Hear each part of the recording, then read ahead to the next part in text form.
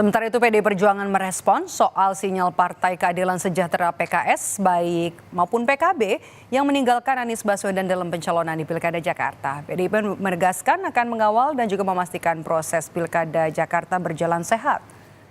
Sekjen PDIP Hasto Kristianto menyebut sinyal PKS serta PKB meninggalkan Anies Baswedan dalam pencalonan di Pilkada Jakarta dinilai sebagai upaya penjegalan. Menurut Hasto, PDIP masih menjalin komunikasi dengan sejumlah partai politik untuk mengusung calon kepala daerah di Pilkada Jakarta. Namun hingga kini PDIP masih fokus menyiapkan nama calon kepala daerah di tingkat kabupaten kota.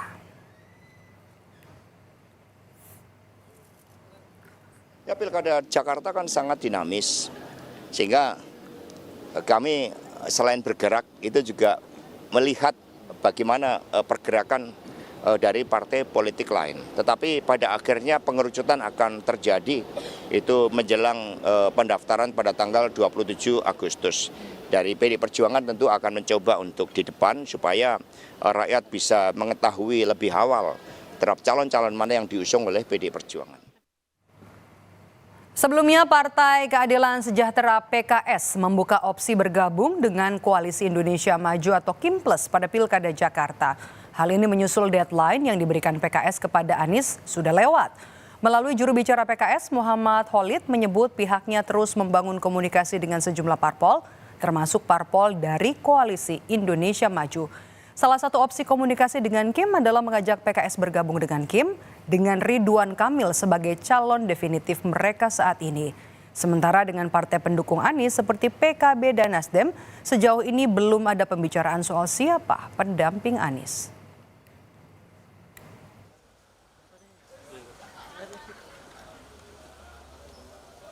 Kita duduk bareng dulu. Tapi pernyataannya sampai sekarang, PKB tidak ada dukungan kepada Mas Anies secara ofisial. Mungkin di DPW mungkin, tapi di DPP tidak. Nasdem misalnya, sampai kita tunggu sampai detik ini juga tidak ada secara resmi, secara tertulis terkait rekomendasi tidak ada. Sehingga nanti misal PKS mengusulkan Anies Sohibul Iman. PKB mengusulkan siapa wakilnya? Nasdem mengusulkan siapa wakilnya? Itu pun tidak ada. Kemudian kalau kita melihat bagaimana dengan opsi-opsi yang lain, saat ini kita melihat justru yang cukup clear dari Kim ya, dari Golkar. Golkar menawarkan Ridwan Kamil sebagai calon gubernur dan ini sedang kita kaji di DPP mengenai hal tersebut. Bagaimanakah skema-skema yang muncul terkait tawaran ini? Karena sudah saya sampaikan di awal bahwa waktu 40 hari itu seharusnya cukup untuk menjadi sebuah proses komunikasi politik. Presiden terpilih Prabowo Subianto sekaligus Ketua Umum Partai Gerindra mengungkap peluang PKS akan bergabung dengan Koalisi Indonesia Maju atau KIMPLES di Pilkada Jakarta 2024. Kata Prabowo, komunikasi masih terus dilakukan dan dalam waktu dekat akan segera diumumkan.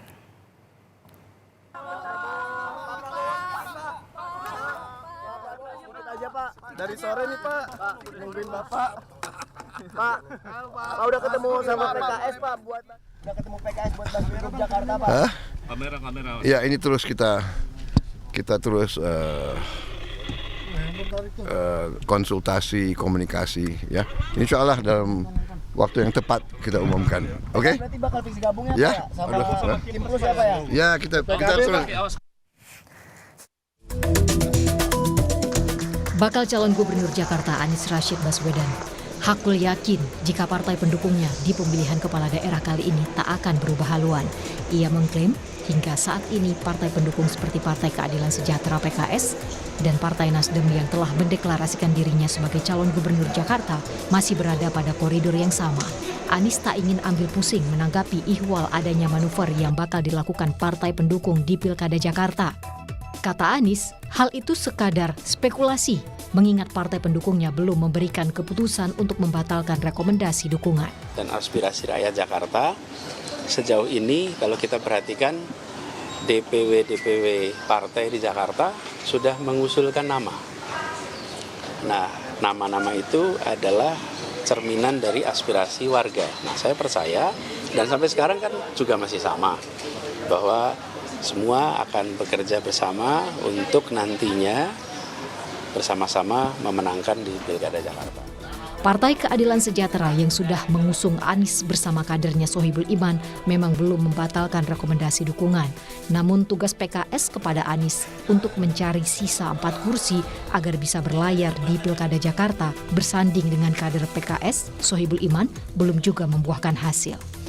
Dan seiring menguatnya dukungan Koalisi Indonesia Maju, PKS mengungkit kembali deadline yang diberikan kepada Anies. Kita memiliki wakil yang kita ajukan Bapak Sohibul Iman, pasangan aman ini, agar digenapi 4 kursi ini sampai pada tanggal 4 Agustus kemarin.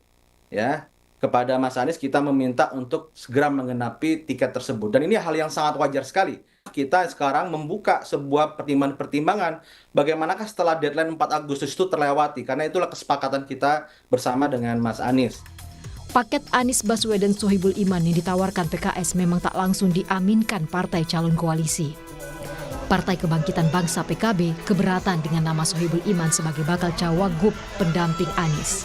Sementara Nasdem yang sempat mengembuskan kabar soal belum bulat mendukung Anies, masih enggan memberi kepastian apakah akhirnya akan mendaftarkan Anies sebagai calon di Pilkada Jakarta. Tapi siapa pasangan calonnya? Ini kan juga belum. Masalahnya sampai hari ini tidak satu pun partai-partai yang ada ini duduk bersama-sama membahas siapa pasangan calonnya. Dari Nasdemnya sendiri gimana? Itu bakal tetap mendukung Anies sampai nanti pendaftaran nggak? Ikut nggak konversi pers? Udahlah, kita jangan diadu-adu satu partai susah nanti. Jalan Anies mendapatkan tiket maju di Pilkada Jakarta nampaknya kian terjal, mendekati waktu pendaftaran yang hanya tinggal hitungan pekan. Mampukah Anies meyakinkan partai pendukungnya untuk tidak mengubah haluan dan meresmikan dukungannya untuk bisa berlayar di Pilkada Jakarta 2024? Tim Liputan Kompas TV.